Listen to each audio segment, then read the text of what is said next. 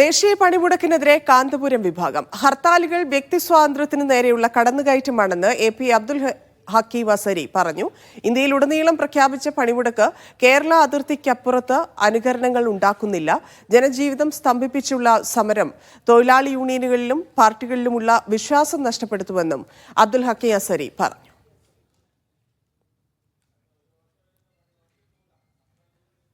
സലാം മുഹമ്മദ് ചേരുന്നു. സലാം, എന്താണ് കാന്തപുരം വിഭാഗത്തിന്റെ ഹർത്താലിലുള്ള പ്രതികരണം? കാന്തപുരം എ പി വിഭാഗം നേതാവും കാന്തപുരം എ പി അബൂബക്കർ മുസ്ലിയാരുടെ മകനും മർക്കസ് നോളജ് സിറ്റി ഡയറക്ടറുമായ എ പി അബ്ദുൽ ഹക്കീം അസ്ഹരിയാണ് സമൂഹ മാധ്യമങ്ങളിൽ ഇങ്ങനെ ഒരു പോസ്റ്റ് ഷെയർ ചെയ്തിരിക്കുന്നത്. അദ്ദേഹം പറയുന്നത് ഹർത്താൽ സമരങ്ങൾ അശാസ്ത്രീയമാണ്.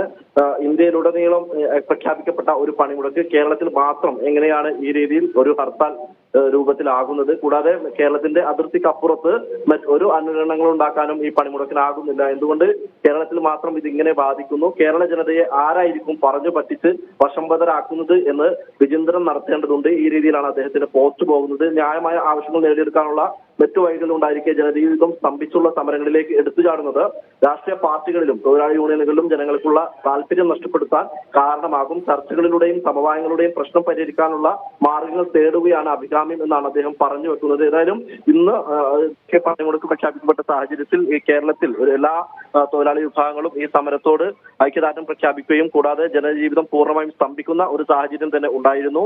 ആ ഒരു സാഹചര്യത്തിലാണ് അദ്ദേഹം പണിമുടക്കിനെതിരെ തന്നെ രംഗത്ത് വരുന്നത്. ഏതായാലും എ പി വിഭാഗം ഈ പണിമുടക്കിനെ എതിർത്തുകൊണ്ട് ഒരു ഉന്നത നേതാവ് തന്നെ ഫേസ്ബുക്കിൽ ഇങ്ങനെ ഒരു പോസ്റ്റ് ഷെയർ ചെയ്തിരിക്കുന്നത് തന്നെയാണ്. ശരി, സലാം.